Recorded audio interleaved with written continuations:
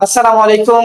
একাদশ এবং দ্বাদশ শ্রেণীর প্রিয় শিক্ষার্থীরা, তোমরা যারা সংখ্যা পদ্ধতি নিয়ে আতঙ্কে আছো, তোমাদের জন্য আজকের এই ভিডিওটি। একটু মনোযোগ দিয়ে দেখো আজকের ভিডিওটি। সংখ্যা পদ্ধতির রূপান্তর নিয়ে আমরা অনেক সমস্যায় পড়ি। বাইনারি থেকে ডেসিমাল, ডেসিমাল থেকে অক্টাল, অক্টাল থেকে হেক্সাডেসিমাল। এই রূপান্তরগুলো তুমি যেন খুব ইজিলি এবং সহজেই করতে পারো, এর জন্য আমরা একটা টেকনিক অবলম্বন করব।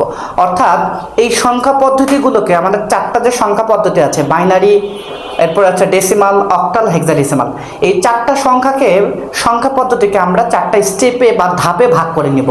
ভাগ করার ফলে এটা কি হবে, আমাদেরকে প্রত্যেকটা স্টেপের নিয়ম প্রায় এক। তখন আমাদের এই সংখ্যা পদ্ধতির রূপান্তরগুলো করতে অনেক সুবিধা হবে এবং খুব সহজেই আমরা এটা মনে রাখতে পারবো। তো প্রিয় শিক্ষার্থীরা, তোমরা একটু খেয়াল করো, আমাদের যে চারটা সংখ্যা পদ্ধতি রয়েছে, এই চারটা সংখ্যা পদ্ধতিকে আমরা সর্বমোট চারটা স্টেপে ভাগ করেছি বা চারটা ধাপে ভাগ করেছি। স্টেপ 1 এবং স্টেপ 2 প্রায় কাছাকাছি একটা নিয়ম। দেখো, ডেসিমাল স্টেপ 1-এ আছে ডেসিমাল থেকে বাইনারি, ডেসিমাল থেকে অক্টাল এবং ডেসিমাল থেকে হেক্সাডেসিমাল। আর স্টেপ 2-তে আছে এটার বিপরীত।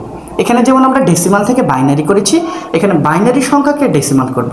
এখানে যেমন ডেসিমাল থেকে অক্টাল করেছি, এখানে অক্টালকে আমরা ডেসিমালে করব। এখানে যেমন ডেসিমালকে আমরা হেক্সাডেসিমালে রূপান্তর করেছি, ঠিক স্টেপ 2-তে আমরা হেক্সাডেসিমালটাকে ডেসিমালে করব। তাহলে দেখো, এখানে তিনটাই ডেসিমাল থেকে বাইনারি, অক্টাল, হেক্সাডেসিমাল। তার মানে কি, এই তিনটা সংখ্যা পদ্ধতির রূপান্তরই একই নিয়মে হবে। আবার এইখানে বাইনারি থেকে ডেসিমাল, অক্টাল থেকে ডেসিমাল, হেক্সাডেসিমাল থেকে ডেসিমাল। তার মানে এইখানেও এই তিনটাকেও আমাদের একই নিয়মে সমাধান করতে হবে। ওকে, এরপরে নিচে দেখতে পাচ্ছি স্টেপ 3 দেওয়া আছে। এখানে স্টেপ 3 থেকে বাইনারি থেকে অক্টাল, আবার বাইনারি থেকে হেক্সাডেসিমাল, এবং অক্টাল থেকে বাইনারি, হেক্সাডেসিমাল থেকে বাইনারি। শিক্ষার্থীরা, আমরা এই ভিডিওটি আপলোড হওয়ার পরেই এই প্রত্যেকটা স্টেপের খুব সহজ পদ্ধতিতে আমি তোমাদেরকে সমাধান করাবো। কিভাবে তুমি এই অঙ্কগুলো সমাধান করবা, অর্থাৎ ডেসিমাল থেকে বাইনারিতে কিভাবে রূপান্তর করবা, ডেসিমাল থেকে অক্টাল কিভাবে করবা, আবার অক্টালকে ডেসিমালে কিভাবে নিবা, খুব সহজ পদ্ধতিতে আমি এটা সমাধান করে দেবো ইনশাআল্লাহ। এবং দেখো, স্টেপ 4-এ মাত্র দুইটা রূপান্তর আছে। একটা হচ্ছে অক্টালকে হেক্সাডেসিমালে রূপান্তর করতে হবে, আর একটা হচ্ছে হেক্সাডেসিমালকে অক্টাল সংখ্যায় রূপান্তর করতে হবে। এই চারটা স্টেপ যদি তুমি মনে রাখতে পারো, কথা দিচ্ছি সংখ্যা পদ্ধতির রূপান্তরগুলো তোমার কাছে একেবারে খুব সহজ মনে হয়ে যাবে।